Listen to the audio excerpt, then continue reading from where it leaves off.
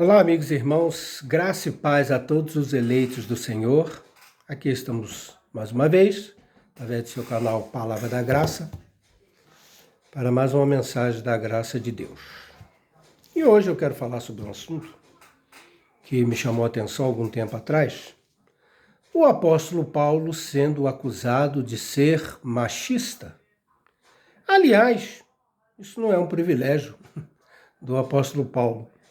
Eu vi uma vez uma pessoa comentar que Deus é machista, o cristianismo é machista, a Bíblia é machista, e por aí foi, a pessoa tecendo tudo desse jeito aí. Então vale dizer, meus queridos, que você com a Bíblia na mão, infelizmente, ou felizmente, né, existe essa realidade. Você com a Bíblia na mão, você defende o que você quiser. Os ateus dizem que são ateus e se justificam citando a Bíblia. Os homossexuais, a união homoafetiva, eles se defendem na Bíblia. As pessoas praticam os mais variados atos, né? Cada um tem um critério. O que é justo para mim pode não ser justo para você, o que é correto para mim pode não ser para você, mas seja como for, todas as pessoas, elas se defendem usando a Bíblia. Aí alguém poderia dizer, mas puxa vida, mas como é que pode um negócio desse? Então a Bíblia não é perfeita? Não, querido, não é, o problema não está na Bíblia, necessariamente, não é? O que acontece é que é o ser humano. Não é? O ser humano que é assim. Então, às vezes a pessoa quer justificar alguma coisa, quer validar alguma coisa, ele vai na Bíblia. Aliás, e a loucura religiosa, né? Essas igrejas todas que tem por aí, todo dia abre uma igreja nova em São Paulo, e todos eles querem se justificar e se defender na Bíblia. Eu sempre falo, né? Por exemplo, se você vê esse negócio de igreja pentecostal, eu acho uma coisa mais esquisita, sempre achei muito estranho isso, igreja pentecostal. Para não falar neopentecostal, que é pior ainda. Então, onde é que tiraram essa igreja? Na Bíblia tem igreja pentecostal? Não tem. Mas os pentecostais se defendem usando vários versículos, várias passagens das Escrituras Sagradas, né? Muito bem. Então, essa história de machismo, aí acusaram Paulo de ser machista. Então, eu quero começar ao contrário. Em vez de eu falar do Paulo machista, que não existe, que sinceramente eu pessoalmente nunca vi isso na Bíblia, mas é o que eu estou falando, tem pessoas que acham, e Paulo, por causa de duas passagens, por causa de dois versículos, tem gente que rotula o apóstolo Paulo de ser machista. Então vamos ver o apóstolo Paulo machista, começando pelo outro lado, pelo contrário, né? Por exemplo, carta de Paulo aos Filipenses, capítulo 4, versículo 2, ele diz assim, é Paulo escrevendo à igreja de Filipos. Rogo a Evódia e rogo a Síntique, pensem concordemente no Senhor. Então, Paulo está citando duas irmãs, duas mulheres da igreja na cidade de Filipos, e ele está falando, rogo, olha que ele está rogando, ele não está mandando, não está ordenando nada, não está usando assim de autoridade apostólica, e nem de arrogância machista.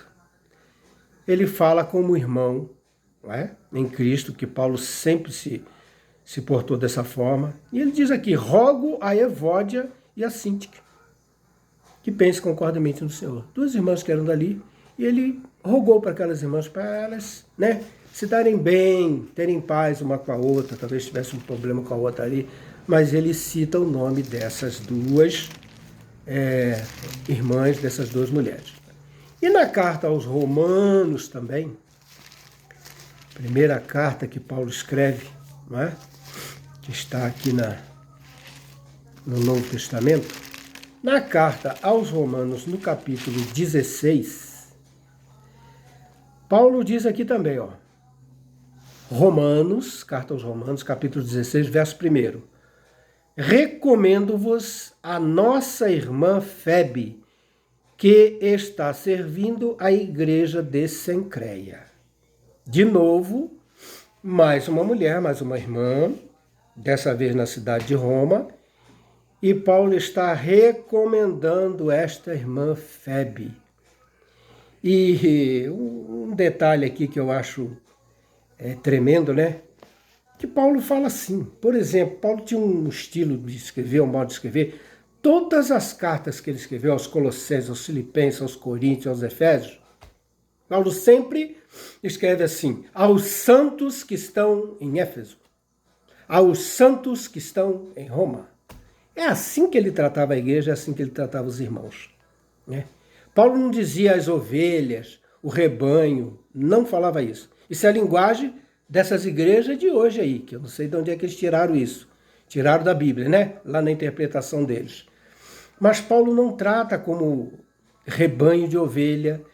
Paulo não se acha pastor de ninguém. Paulo foi chamado apóstolo pelo Senhor Jesus Cristo ressuscitado, não é? É por isso que hoje nós fazemos questão de deixar isso bem claro, que nós servimos o Cristo ressuscitado. É ministério do Espírito, né? Que é superior à carne. A graça estabelecida pelo Evangelho da Graça, revelada a Paulo, né? Que é superior à lei. Tá? Tal ponto que ele escreveu em Romanos capítulo 10, verso 4, o fim da lei é Cristo. Muito bem. Então, Paulo tinha essa simplicidade. Aí vem a teologia pastoral moderna, e eles falam assim, mas Febe era pastora, Febe era obreira, ele é diaconisa. Não interessa, porque naquela época não tinha esse negócio de ter cargo eclesiástico. Não havia essa preocupação. O próprio Paulo, ele referia a si mesmo falando dessa forma. Ele nunca falou, eu, apóstolo Paulo. Não tem isso na Bíblia. Os 12 apóstolos é a mesma coisa. Ele fala de Pedro, ele fala Pedro, Tiago, João, os irmãos, né? Eram tudo chamados assim. Pode ver Atos capítulo 15, quando fizeram aquela reunião lá em Jerusalém, para decidir a respeito dos gentios que estavam crendo no Evangelho de Cristo. Eles são tudo tratados assim. Pedro toma a palavra, Tiago, nunca vem título na frente, né? Apóstolo, o apóstolo fulano de tal, o apóstolo presidente. Hoje tem, né? Hoje tem pastor presidente, e esse camarada ele tem uma situação bem privilegiada, ele tem bastante riqueza, ele tem muitos bens acumulados, né? Mas na Bíblia não tem isso. A simplicidade do Evangelho da Graça de Deus é assim. Né? Então tá aqui mais um versículo. O Paulo machista, que dizem, né? O Paulo machão. Tá aí ele falando o nome de várias irmãs. E nesse capítulo 16 mesmo, de Romanos, ele cita aqui vários nomes de várias irmãs aqui. No versículo 6, Romanos 16, 6, saudai Maria, que muito trabalhou por vós. Olha, mais uma irmã. E ele vai falando aqui, ó. Deixa eu ver aqui, tem várias, ele cita várias. Aliás, no versículo 3, saudai Priscila e Áquila, mais uma mulher, o casal, né? Tinha Priscila, seu esposo Áquila, trabalharam junto com Paulo, está lá em Atos capítulo 19, né? Eles se uniram e para trabalhar junto. No versículo 12, capítulo 16 aos Romanos, saudai Trifena e Trifosa, as quais trabalhavam no Senhor. Saudai a estimada Pérside, que também muito trabalhou no Senhor. Saudai Rufo, eleito no Senhor, e igualmente sua mãe, não dá o nome da mãe, mas ele cita a mãe do Rufo, que também tem sido mãe para mim. Então vocês estão vendo aí? Esse é o apóstolo Paulo machista, machão, que acusam, né? Agora nós vamos ver o motivo pelo qual... Aliás, antes disso, só mais um versículo ainda no livro de Atos dos Apóstolos, capítulo 16, que assim está escrito aqui, ó.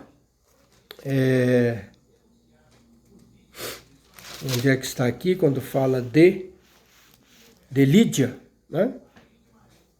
A fazedora de púrpura. Vamos ver aqui, está em Atos 16. Onde é que está aqui, ó? Atos capítulo 16, versículo 14. Certa mulher chamada Lídia, da cidade de Tiatira, vendedora de púrpura, temente a Deus, nos escutava Paulo e os irmãos ali falando, né? O Senhor lhe abriu o coração para atender às coisas que Paulo dizia. Depois de ser batizada, ela e toda a sua casa nos julgou, dizendo: se julgais que eu sou fiel ao Senhor, entrai em minha casa e ficai ali. E nos constrangeu a isso. Paulo e sua equipe foram acolhidos na casa da irmã Lídia, fazedora de púrpura. Mais uma mulher, né? Então agora nós vamos entender por que essa acusação contra Paulo, que Paulo foi um homem machista, só por causa de 2 versículos. Considerando que Paulo escreveu 14 cartas do Novo Testamento, ou 13, porque nós estamos incluindo a carta aos Hebreus. Mas como há controvérsia da sua autoria, mas a gente pode incluir. Paulo escreveu 14 cartas, esclarecendo os irmãos, os santos, falando do Evangelho da graça de Deus, não é? Explicando para cada cidade, Corinto, Filipos, Éfeso, qual era a necessidade de cada igreja, a deficiência que tinha ali, ele escrevia, corrigindo, ajudando aqueles irmãos. Mas aí no capítulo 14 da primeira carta de Paulo aos Coríntios, ele diz aqui, quer ver, ó? Versículo, vamos ver aqui onde é que é. Aqui, ó. Primeira carta de Paulo aos Coríntios, capítulo 14, versículo 34, ele diz assim: conservem-se as mulheres caladas nas igrejas, porque não lhes é permitido falar, mas estejam submissas, como também a lei o determina. Se, porém, querem aprender alguma coisa, interroguem em casa a seu próprio marido, porque para a mulher é vergonhoso falar na igreja. Agora, gente, você já pensou você trazer isso para hoje?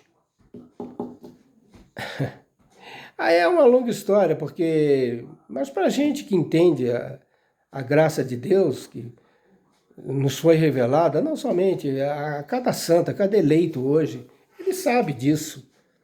Irmãos, Paulo falou isso para a igreja de Corinto, há mais de 2000 anos atrás. Não é? Mas é a palavra de Deus, mas é Novo Testamento, Paulo está doutrinando a igreja e tem que servir para todo mundo. Mas como, meus irmãos? E por que ele falou isso só para os coríntios? Ele escrevendo aos filipenses, ele não falou isso. Ele escrevendo aos romanos, não falou isso. Não é? Então, querido, vamos entender. Se ele escreveu isso é porque era uma necessidade local para aquela igreja. Agora, é claro que isso aí, dependendo da denominação que você vai falar isso, vai discutir, vai dar muita discussão, muito desentendimento, vai dar um debate infindável. Mas é melhor entender assim. Porque senão você já pensou, você querer calar todas as irmãs hoje, que a irmã não pode falar nada, que mulher não pode... Como é que é isso, irmãos? No Brasil, principalmente, a mulher tem conquistado tanto espaço, tanta liberdade, não é? Agora o cristão ele vai querer ser igual o muçulmano também, suprimir, reprimir as mulheres, igual lá no Afeganistão, né, que a mulher é proibida de estudar, a mulher não pode ir na escola, que coisa absurda. A mulher não pode sair na rua sozinha, tem que sair acompanhada, pode ser um rapaz de 15 anos de idade, mas se ela estiver acompanhada de um menino de 15 anos, aí tudo bem, ela pode sair na rua, mas sozinha ela não pode. Então no Brasil está tendo tantas conquistas, tantas coisas, não é? Boa que as mulheres estão conquistando, você vê mulher aí em várias camadas sociais aí, inserida no mercado de trabalho, uma coisa maravilhosa, né? Agora você vai pegar um versículo da carta de Paulo aos Coríntios E, detalhe com a igreja de Corinto, era uma igreja problemática, a igreja na cidade de Corinto. Não era fácil aquela gente, não. Eles tinham cada problema lá, você pode ver. E no início da carta, parece no capítulo 3, Paulo já fala: eu não pude tratar com vocês como a espirituais, mas como a meninos. Leite vocês têm que beber, porque vocês são criança na fé, vocês não têm maturidade cristã, não têm maturidade espiritual. Então aí, e ele fala isso em toda a carta. Ele fala no capítulo 13 também, da primeira carta aos Coríntios, quando ele fala do amor, ele fala: quando eu era menino, sempre chamando a atenção dos coríntios para isso.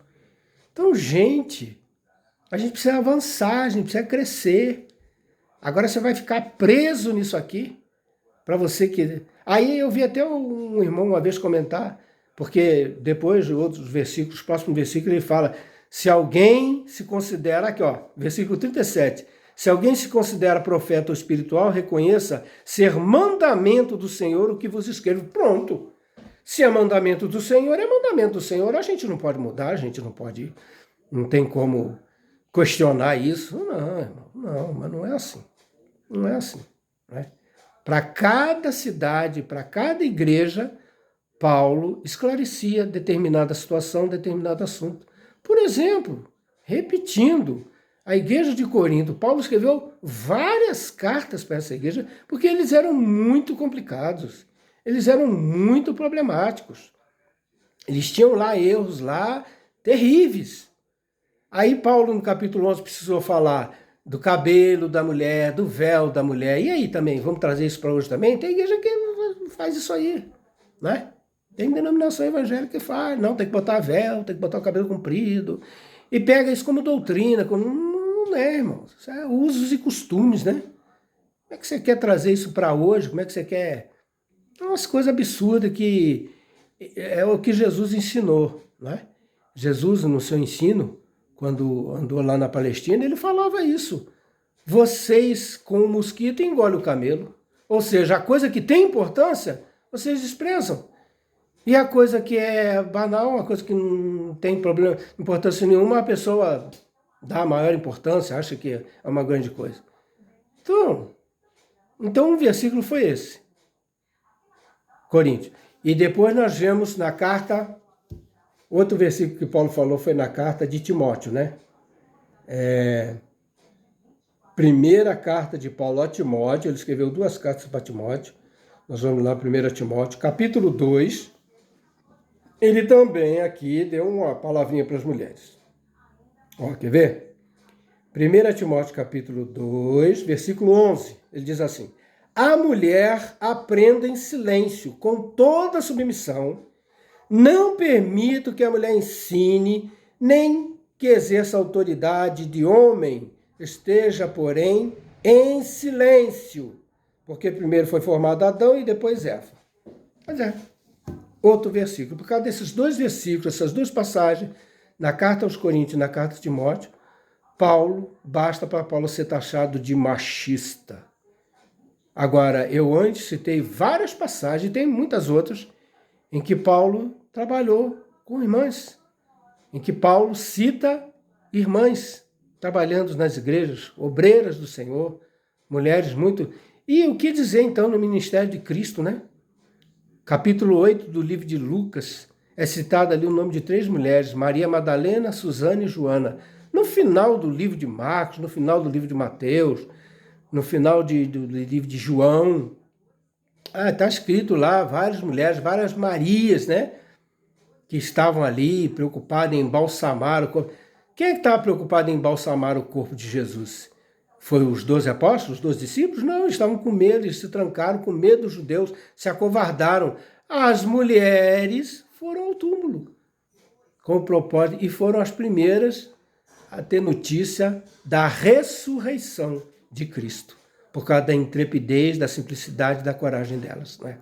Então está aí, não tem nada a ver, espero que isso sirva para abrir a nossa mente, para nos direcionar corretamente, que Paulo não tem nada de machista, nada de ficar suprimindo, reprimindo mulher, porque senão ele nunca ia aceitar falar para as mulheres, trabalhar do lado de irmãs, valorosas, mulheres cujas vidas foram transformadas pela graça de Deus, não é? E que nós possamos observar, então, com um pouco mais de cuidado o Novo Testamento, né? As cartas de Paulo, lá os livros históricos lá da vida de Jesus, para a gente se posicionar corretamente e tirar essas bobagens daí que não tem nada disso. Não tem. Aliás, até tem um versículo na carta que Paulo escreveu aos Colossenses, que ele fala com todas as letras ali, né? Que nisso não tem macho, fêmea, bárbaro, livre, escravo. Não tem, porque Cristo é tudo em todos, não é?